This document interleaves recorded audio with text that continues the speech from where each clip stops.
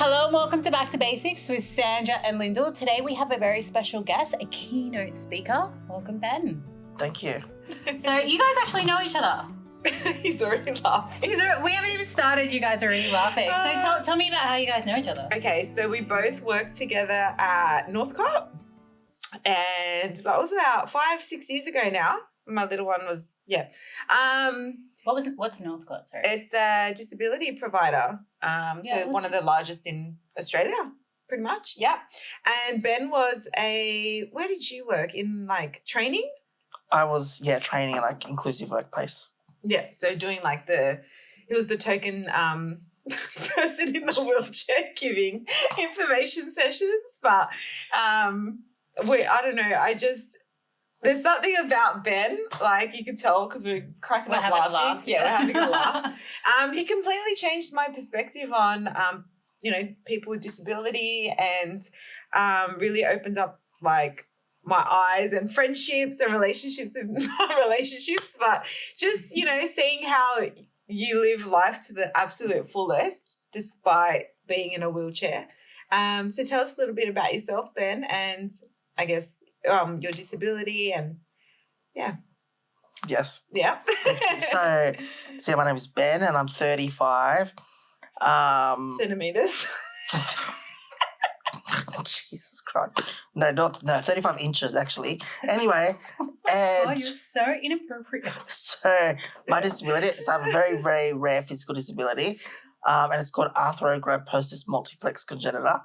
Can you spell Say that 10 So- times fast. No, I can't. Can you spell it? So it's A-R... No, okay. So it's arthrogryposis multiplex congenita, Yeah. which is like 32 letters long or something. And basically it means like from birth, all my like joints and tendons were like fixed from birth. And then as a result of that, like I don't have any muscle growth. So normally like my disability, you only get it in like one limb, so one arm or one leg or one arm and one leg. But like me, I just didn't go half-ass and I went all four limbs. Full disabled. Full special. And I'm only one of like a couple of hundred in Australia with my condition. Wow. But yeah.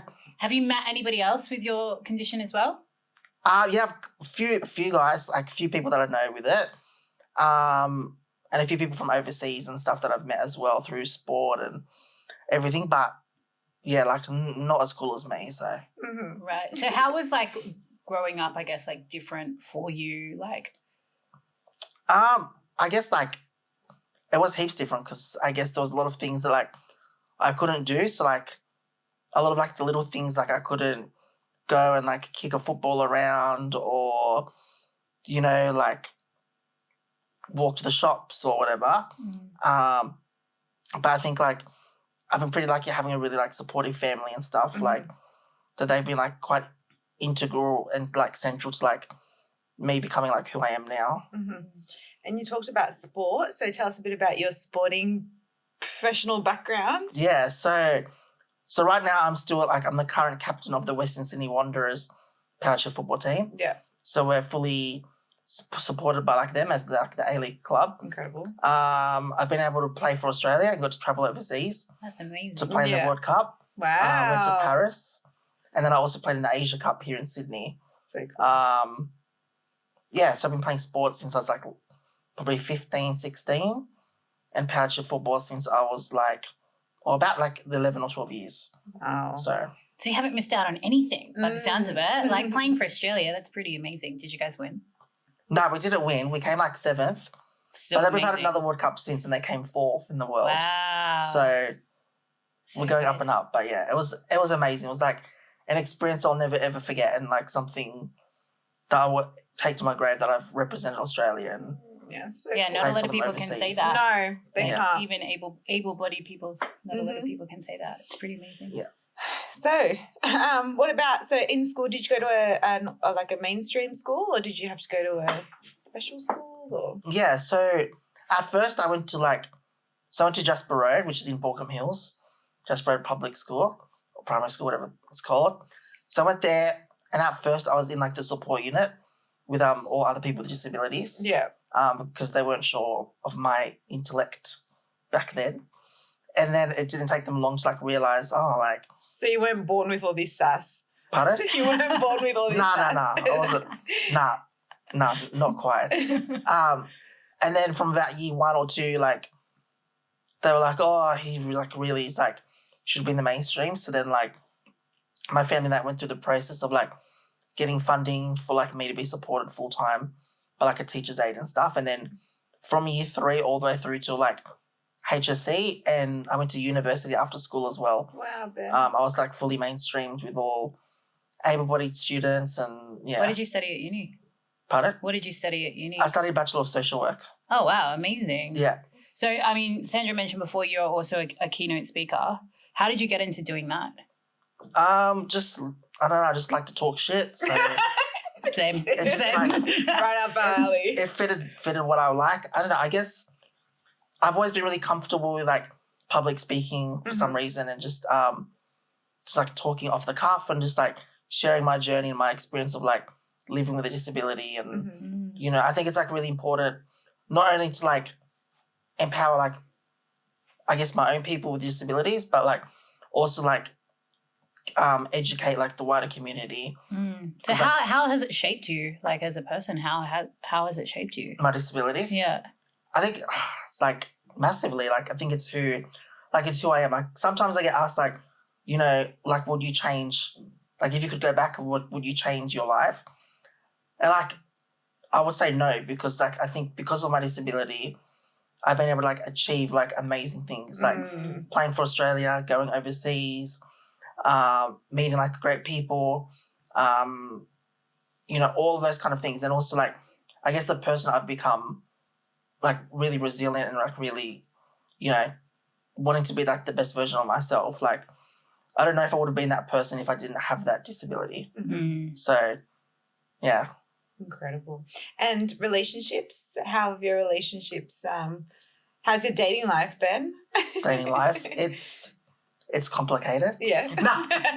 Nah, it's like, it's going all right. Like, yeah, there's like someone in the picture at the moment, but it's very early, so we'll see. Look at you. No, this trying to get the tea. This always spoke about work. So at like, work. Who's the latest bird bear? We'll see what happens. It's very fresh, but Very fresh. Well, it sounds like you really kind of let nothing stand in your way. Like no obstacle is too big in a way. So like, how did you kind of like, did you always have that strong mindset, or is it something you kind of really had to build for yourself? I think it's something like I've definitely had to build like over the time. And I think even now, like I'm still like building, like you still, like I'm a big believer, like you're still always on like a never ending like, journey of yourself and like, you know, continual growth and stuff. And I think the experiences that I've gone through and like, you know, there's been times I've been in like hospital, like really, really sick and like those kind of things. And, you know, having like really close mates of mine like pass away due to their disabilities and like speaking at some of their funerals and stuff from like a young age. Like the things that never like leave you and you always remember, but like they definitely like shape you and like, you know. And what kind of advice do you give, like when you are doing your talks, what kind of advice do you give to others with disabilities? Because I'm sure there are many that do not have that strong mindset as you do. Yeah. Well, I mean, I guess it's, you know, not everyone does have, like I never had a strong mindset. Like I remember like when I was in my teens, there was one time like in particular I was like really, really sick and like I was in hospital and like I had what was called like a metabolic crash. So all of my like sodium, magnesium, all of my levels were just like fucking shit. Like they just dropped. And I was like so close that I almost went into like a coma. Oh, wow. And it was probably like the first time and probably the only time in my life that like I didn't want to be there anymore. Like, you know, like I thought about like even like rolling myself off the bed or whatever and just like hoping it was going to like fucking be over.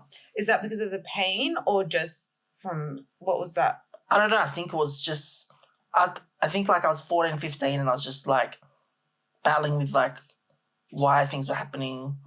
Why did I have a disability? You know, like I hit rock bottom, like not like, I don't know. It was just like very, very, very dark place. Just fighting those demons. Yeah.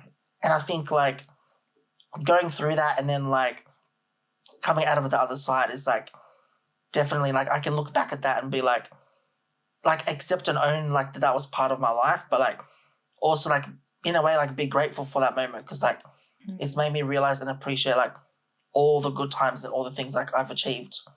How did you dig yourself out of that? Because I think that's always the hardest part, right? Like, yeah, I think like family were a big thing. Friends, sport, like literally just like wanting to get back playing sport. Like that's like my massive passion. Like outside of like work and like chicks. Is like drinking by the sounds of it. Not as much drinking anymore, but like just playing sport and like getting out there like with the boys and just like being alongside of them because like playing sport is like one of the one things that we can all do that like completely independent. So, and you forget because it's based off your talent and your ability to do something, right? Yeah, and like you forget because you know. Like once I'm put in like my sports chair and set up and then like we're playing, like, you know, you don't have a support worker next to you. You don't have a parent, you know, all you have is like a coach yelling at you or whatever, like a normal sports person. And if you play well, like, you know, it's because you've played well. And if you play shit, well, you know, again, like that's because of you're playing shit, not because of anyone else. How did you get into sport? Well, I was massive sports fanatic since I was a kid. So, like, my older brother, I've got an older brother and sister, and they're, like, able-bodied. So my brother played soccer or football at, like, a very high level. And my sister almost went to the Royal Australian Ballet as well. So wow. You're all very talented. So, yes. Hand some of the talent over. Come on. So, like, I guess, like, seeing them, like, grow up and, like, go to sport and, like, my parents, like, would take me to, like, support them and stuff because obviously I was young and, like, had no one else to like care for me as well. So you just wanted to do it. You wanted to be like them? Yeah, I guess so. Yeah. And just like then going through school and like we had like carnivals that were like run by Northcote, the company that you and I used to work for. So like swimming and athletics carnival and stuff. And with those opportunities, it like allowed me to feel what sport was and feel what competition was and what it was like to win. And now all you do is win, Ben. Nah, not all the time. Yeah. So do all of it, just because I have no idea, but do all of your kind of like teammates, they all have disabilities like as disabled as yourself? Various, varying. So my best mate, who's like also plays for me and my team, he can drive his own car and can like move himself in and out the chair. He doesn't really need much support. Remember Andy? Andy? Little Andy. Oh, Andy. Yeah. There's two of them. Yeah, there's two of them. B1 and B2. We're basically housemates now. Oh, dear. But yeah, so he's very independent and can do stuff. Me, I can't do anything for myself except talk. That's enough. And there's a few other guys as well that unfortunately, like, due to their disability, like they get degenerative disability. So okay. As they get older, unfortunately, they get a bit weaker and stuff. But you know, those like they never let them like that. You know, become who they are. So did Andy try and do the Guinness World Record and a number of spins in his wheelchair? He got it. He got it. He got what? He's the world record holder. So my best mate Andy. If you're listening to this, Andy, you're a dickhead. Anyway, he is the Guinness World Record holder for the most power chest spins in 1 minute. Yeah. How many did and you he get? put it on Instagram. He did 120 spins in 60 seconds. Like on the spot. Yeah. Wow. Just So my favorite moment of that though was reading the comments from people. Bro, there were some haters. Really? There were some haters. What? It was so fun. My funniest, the one I love the most, was like, this is the fastest, fattest tub of lard I've ever seen spin. That's slack. Oh, I thought it was hilarious. I screenshot it and sent it to him just so he knew. That's what friends are for. Exactly. But yeah, no, he's world record holder. That's so cool. You haven't tried to beat him? I'm not that stupid. No way. Oh, how funny. Oh, it sounds like you guys don't take life too seriously, which I think is the key to a good life, right? Yeah. You can't, because I think the more you take life seriously, the more you just like sit there worried and like anxious about what can go wrong, what's, have I done this right, have I done this wrong? pending doom.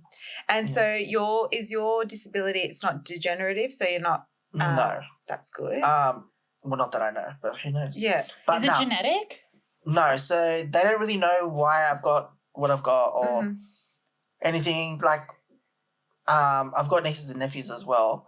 And when my brother and sister were going through wanting to have kids, like, we went and did some genetic testing and stuff to try and find out some more. Yeah. And they didn't really find anything more. And they wanted to do more advanced testing and send stuff to, like, overseas and poke and prod me and stuff. But I was like, nah, like, I know at the end it will probably help people in the future, but, like, at the end of the day, like, it wasn't going to change my outcome or anything. So I'm sort of, like, a bit more go for, like, quantity, like, quality of life. So you obviously you can't reproduce.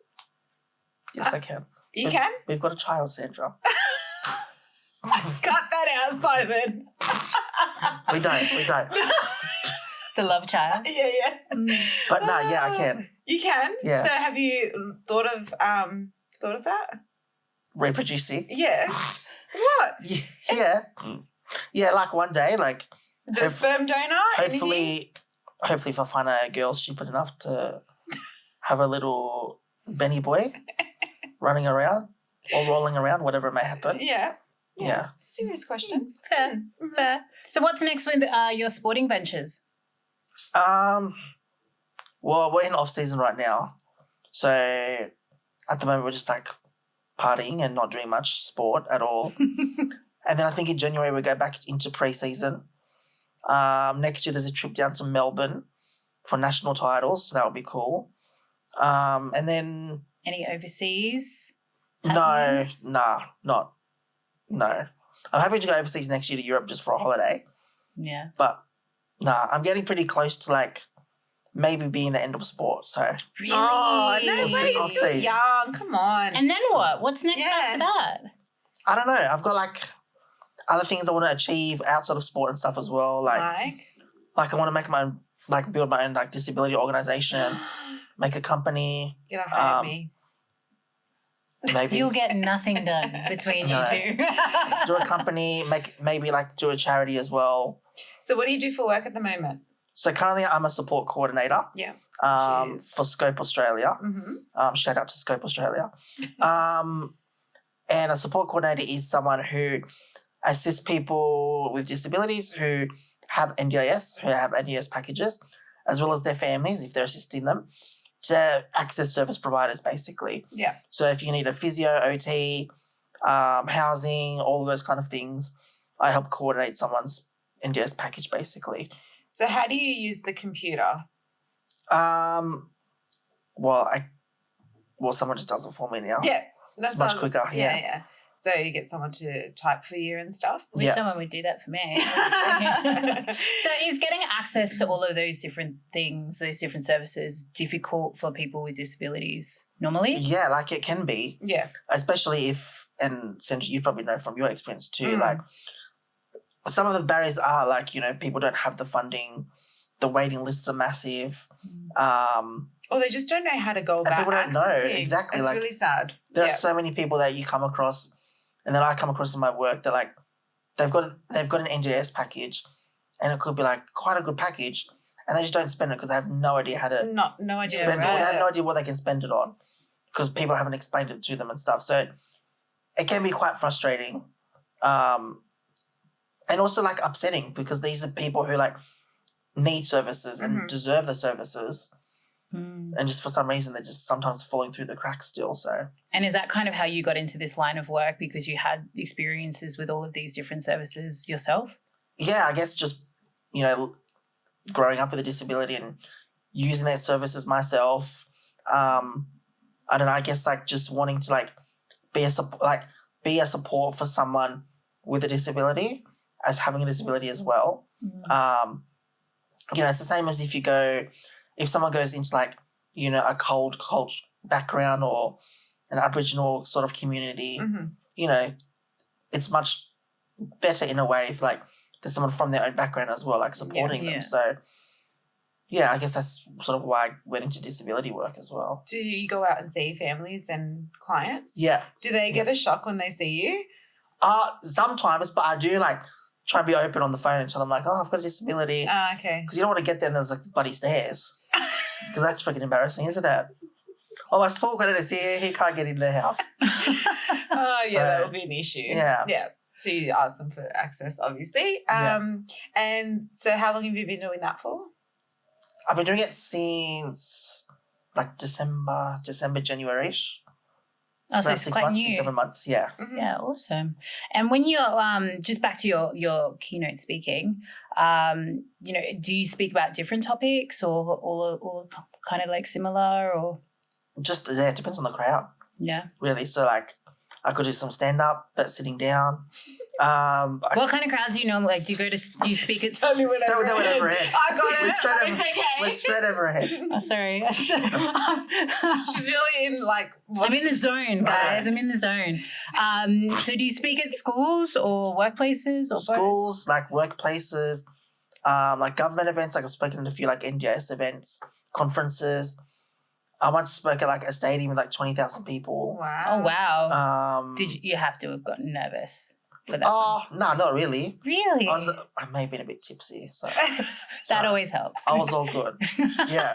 Do you have a little tube that goes through underneath it? No, only at music festivals. You'd be able to sneak so much stuff in. All my friends like get the alcohol and put it under my chair because I never get checked. Like I never get checked. It's so funny. So do mean they think he's like special, but he's not. Like I am special. He's just but you're like on the down I'm special low. when I You're pretend to be like, special. Pardon? When I want to be special, Yeah, I yeah. pretend to He'll be But play on special. the other part. occasions, he's just the drug Yeah, dealer. he's just ghetto and just not the drug the dealer. drug. Settle down. See, she's a bad influence. I I know. told you. She was all like PG at the start, and now she's like giving you shit. Oh my goodness! No, I'm just trying to sort some things for my next festival. Oh, so- Ben, what are you doing? I'm joking. What's your next festival?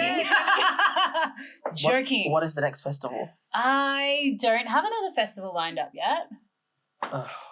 I know. Why? What's the next festival for you? So potentially going to the weekend up in Oh, Brisbane. the concert. I thought Yeah. it wasn't coming anymore. Yes, he is. Oh, I read so. Yeah, I read there was like an issue. Yeah, and Really? he cancelled his Yeah. concerts. Yeah. When? I read it the other day. I could be wrong. Tickets on sale this week. Oh. Quick, Google it. And I'm going to Good Things Oh, It's yeah. good Lineup's things. okay. Oh, to see okay. Limp Bizkit. Are you going to 50 Cent? No. No, nobody's going to 50 No one's Cent. going to 50 Oh, Cent. I 50 totally would. Are you going to 50 Cent? I would love to. But Uh, tickets are so expensive. Do you it's- get like discounts? Explains a lot. Do you I get disability discounts? No, but I get companion card. Oh, So, like, my plus one comes for free. Mm-hmm. My plus one for free. Plus one. Depends. Anyway, what's next for Ben? That's a good question. I don't know. Just like Well, I feel like you've achieved so much already. Mm. So, like, what is the next? what's next?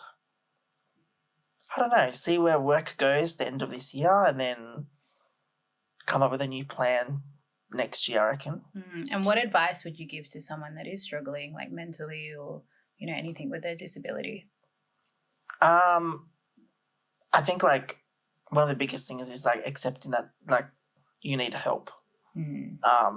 Is like massive, and I think it's also important to know that like there are so many people out there in like the disability world and like just the world in general who are going through the same thing. Like you're not alone, because I know when I first was like it just felt very isolating and very like alone, and like you didn't know like who to talk to or who to turn to. But then like when you do, and when you start to get like help, like you do really wish like you did it earlier.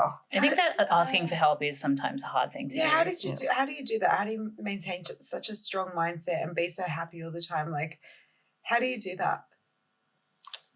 I don't know. I guess it's just like how I've always been. Like But did you get I don't- like professional help? Did you go to counselling, see a psychologist? Was that part of your, I guess, dealing with your disability from a young age? No, like I have like a little bit like when I was younger, Mm-hmm. but I think it was more just surrounding yourself with the right people. So surrounding yourself with people who like feed like your positive energy and like don't like bring you down. Because the more and more you surround yourself with like negativity, or if you feel that you're like holding negativity like towards someone or something, like it's gonna like make you break eventually.